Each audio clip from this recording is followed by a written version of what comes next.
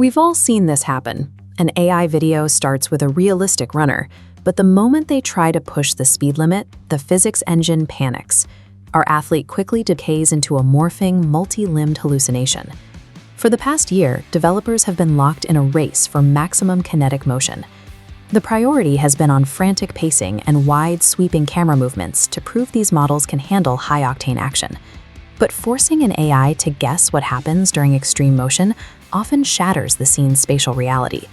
When the physics engine is pushed too hard, it loses track of how human bodies actually move in 3D space.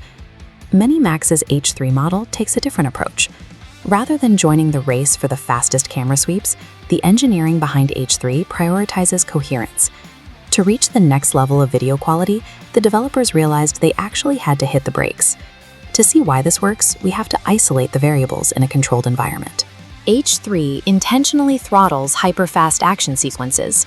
By limiting how much a subject can move in a single generation, the model buys itself the compute time necessary to get the math right. This scatter plot shows the trade-off. Most leading models cluster on the right, sacrificing physical integrity for high kinetic speed.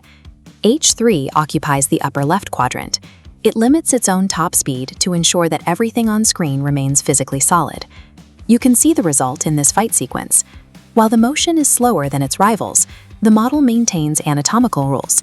The limbs don't melt, and the collision detection is exact. By maintaining these unbroken physical laws, the model generates a level of visual consistency that feels more grounded to the human eye. If the model isn't using its processing power to track wild camera sweeps, where is all that compute actually going? It goes into the details.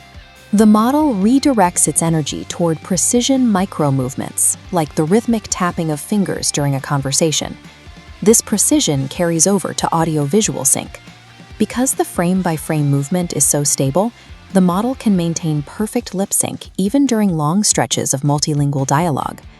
H3 also features a massive context window for instructions, capable of processing 7,000-character JSON prompt payloads.